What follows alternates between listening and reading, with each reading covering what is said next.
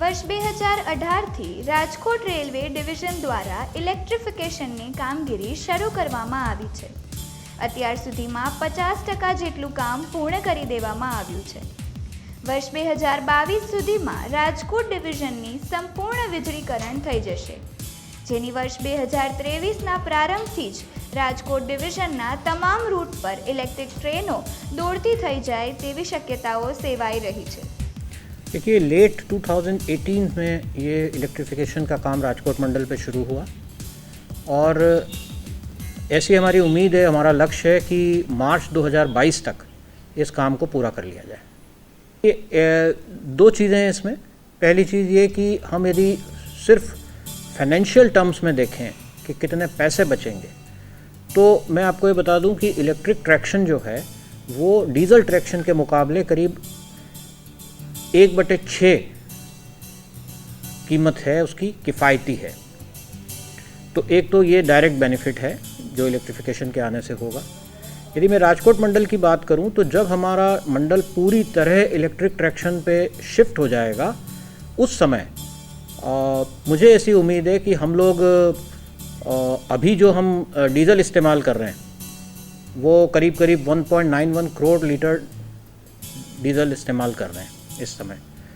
तो एक तो वो पूरा बच जाएगा और जो हमारी कीमत है ऑपरेशन की फ्यूल अकाउंट पे वो 1/6 हो जाएगी. देखिए, राजकोट मंडल में यदि हम रूट किलोमीटर की बात करें, जो कि एक स्थान से दूसरे स्थान पर जाने के लिए जो दूरी हम कहते हैं, तो वो करीब 590 किलोमीटर है. और ट्रैक किलोमीटर, क्योंकि बहुत सारी उसमें साइडिंग्स हैं, यार्ड की लाइंस हैं, उसकी बात करें तो करीब 880 किलोमीटर है. तो 880 किलोमीटर में से अभी हम लोग करीब 415 किलोमीटर का इलेक्ट्रिफिकेशन, करीब 50% मान सकते हैं आप, वो कार्य हम पूर्ण कर चुके हैं. और जो बाकी बैलेंस जो बच रहा है उसमें भी बहुत तेज़ी से काम चल रहा है. बहुत सारे खंड ऐसे हैं जिसमें काम करीब पूर्ण हो चुका है. कोई टेक्निकल समस्या के कारण, जैसे हमको इलेक्ट्रिक सप्लाई लेनी होती है लोकल इलेक्ट्रिक कंपनीज से, उनके एंड पे कोई कंस्ट्रेंट है, उसके कारण कुछ सेक्शंस में काम, वो सेक्शन कमीशन नहीं हो पाए. लेकिन मोटे तौर पे काफ़ी तेज़ी से काम चल रहा है. जो बाकी खंड बचे हुए हैं उनमें भी देखिए, डीज़ल इंजन्स धीरे धीरे फेज़ आउट हो रहे हैं.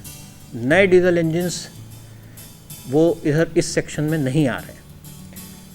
तो जब तक डीज़ल इंजन्स विद्यमान हैं, उनका काम हम ऐसी ट्रेन्स को चलाने में ले सकते हैं जो कि शॉर्ट डिस्टेंस की हों, या यार्ड में उनसे शंटिंग का काम लिया जा सकता है. इस प्रकार के कामों को छोड़कर मुख्यतः इलेक्ट्रिक ट्रैक्शन पे ही गाड़ियां चलेगी, क्योंकि जैसा मैंने बताया कि कॉस्ट सेविंग जो है वो यदि रेलवे को है, तो हम लोग चाहेंगे कि मैक्सिमम ट्रेन्स हमारी इलेक्ट्रिक ट्रैक्शन पे चलें. इनफैक्ट आपको मैं बता दूं कि हम लोग इस चीज़ को मॉनिटर करते हैं कि जब कोई सेक्शन इलेक्ट्रीफाई हो जाता है तो उस सेक्शन में कोई डीज़ल की ट्रेन हम चला रहे हैं क्या, और यदि चला रहे हैं तो क्यों चला रहे हैं. तो डीज़ल अंडर वायर जिसको बोलते हैं, वो हम कम से कम रखने की कोशिश करते हैं. देखिए, मैं पहली बात तो ये बता दूं कि रेलवे का फ़ायदा देश का फ़ायदा. आपको मालूम होगा, रेल बढ़ेगी देश बढ़ेगा. ये हमारे माननीय प्रधानमंत्री जी भी कहते हैं, हमारे मंत्री जी भी कहते हैं. तो यदि रेलवे का फ़ायदा है तो देखिए देश का फ़ायदा है, और यदि देश का फ़ायदा है तो जनता का फ़ायदा है, मुसाफिरों का फ़ायदा है. ये तो हो गई जनरल बात. और स्पेसिफिक बात यदि मैं करूं तो इस तरह से देखा जाए इस चीज़ को कि जैसा मैंने आपको बताया कि जैसे ट्रैक्शन चेंज होगा, डीजल से इलेक्ट्रिक पे इंजन चेंज हो रहा है. अहमदाबाद में जब ये ट्रैक्शन चेंज होता है 20 से 25 मिनट गाड़ी का ठहराव होता है, वो नहीं ज़रूरत पड़ेगी, तो वो टाइम बचेगा. तो यात्रियों को अपने गंतव्य तक पहुंचने में कम समय लगेगा, पहली बात. दूसरी बात ये कि जो हमारी इलेक्ट्रिक ट्रेन्स हैं वो गति पकड़ने में और ब्रेकिंग में, दोनों में बहुत दक्ष होती हैं. इलेक्ट्रिक इंजन्स एफिशिएंट ज़्यादा होते हैं, तेज़ी से एक्सिलरेट होते हैं, तेज़ी से डिसिलरेट होते हैं. इसका मतलब ये हुआ कि हम स्टेशन पे, किसी भी स्टेशन पे रुकने के बाद तुरंत गति पकड़ सकती है हमारी गाड़ियाँ, और रुकने में भी बहुत तेज़ी से रुक सकती हैं. तो इन चीज़ों का फ़ायदा ये होगा कि जो हमारा जो ट्रैवल टाइम है स्टेशंस के बीच में वो कम होगा. यदि वो कम होगा तो इसका मतलब ये हुआ कि हमारे पास ऐसा मार्जिन बनेगा कि हम और ट्रेनें स्टार्ट कर सकें। तो ये बड़े फ़ायदे हैं। उसका कारण यही है जो मैंने बताया आपको कि जब रेलवे इस समय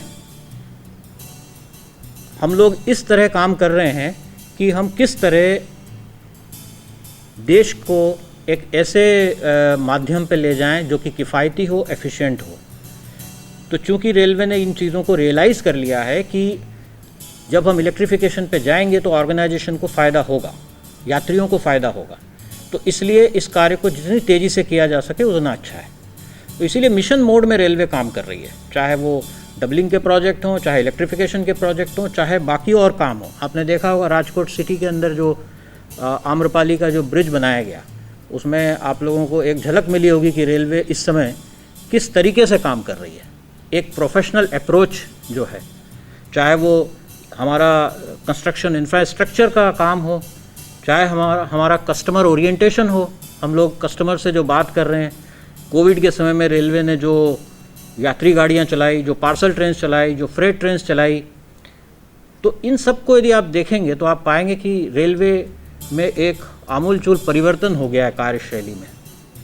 तो जहाँ भी हम ये देख रहे हैं कि हम ये कार्य करने से देश को, यात्रियों को, हमारे कस्टमर्स को फ़ायदा होगा, उसको हम बहुत तेज़ी से हाथ में लेके तेज़ी से करने का प्रयास कर रहे हैं। આવા જ અવનવા વિડીયોઝ માટે अब तकની ચેનલને સબસ્ક્રાઇબ, લાઇક અને શેર કરતા ના ભૂલશો। આ જ રીતે જોડાયેલા રહો अब तक સાથે। ધન્યવાદ।